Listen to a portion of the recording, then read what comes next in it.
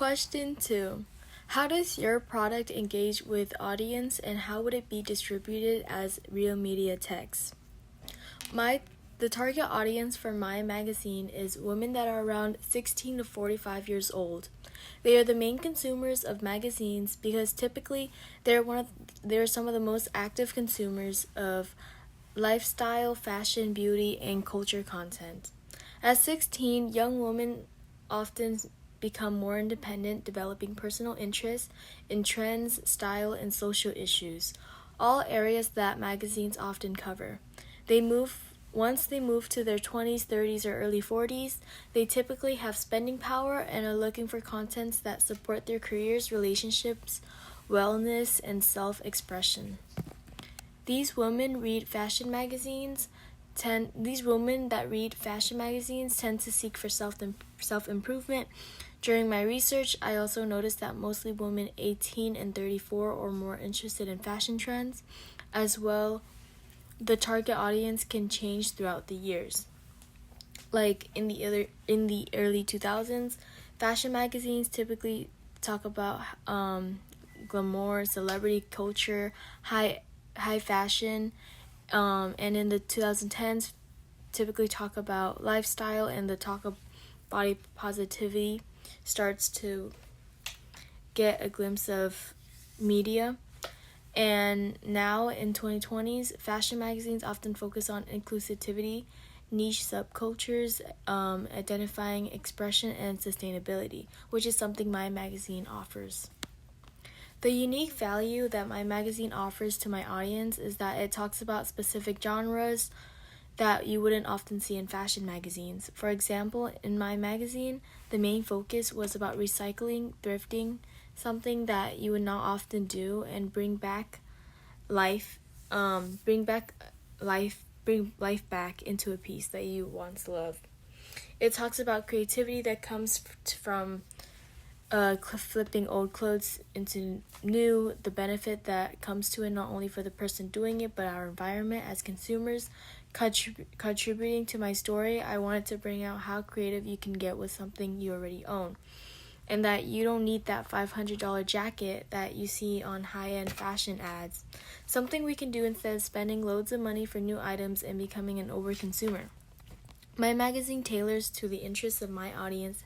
As you can see, I did a poll, 2 questions asked about typical trends and aesthetics they would go for when looking at fashion. I offered a variety of styles for people to choose from because many individuals have more than one style they like. I noticed that most people lean towards streetwear, bohemian, and grunge fashion, which is something I expected because of the influence of social media. I often see teenagers and young adults with similar styles online.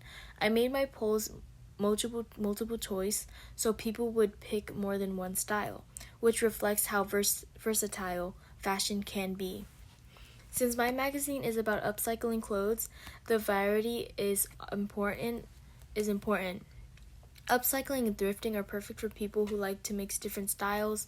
Thrifting often allows teens and young adults to find unique pieces they can customize and reuse, making it easy to express multiple styles without spending a lot of money.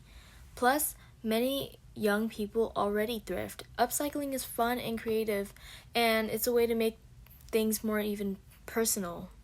My second poll asks where people usually get their clothes from. Out of all of the response, 11 people say that they prefer to thrift, 8 people prefer to shop retail, 3 chose fast fashion, so like Shein, stuff like that. Nobody picked high-end stores. This shows that most people, especially teens and young adults, already prefer thrifting over any other options. But not only that, you can thrift high-end items. It's not out of the story, but you're able to thrift high-end items. But also, there's other options.